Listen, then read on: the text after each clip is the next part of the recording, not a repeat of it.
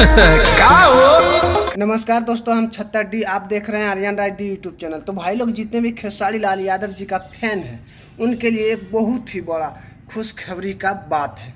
Annapurna film से खेसारी भैया का एक ट्रेलर अभी अभी आया है और गाने का कुछ बोल है इस तरह से, गोर तोर गलिया का बाजार बनौले बाड़ू ओहो खबो बेकाबू बाबू।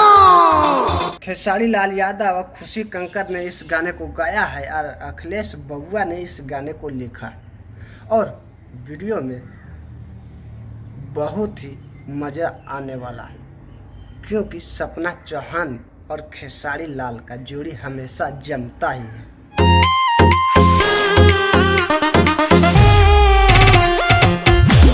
और वीडियो जो बना है वो शादी के माहौल में खेसारी लाल गया है और वीडियो तो गजब का बना है भाई लोग। हमने तो ट्रेलर को देख लिए हैं, बहुत अच्छा लगा। आप लोग देखे कि नहीं, नीचे कमेंट में जरूर बताइएगा। और चैनल पे अगर नए हैं तो चैनल को सब्सक्राइब भी कर लीजिएगा खेसारी लाल यादव का न्यू अपडेट फिर से पाने के लिए।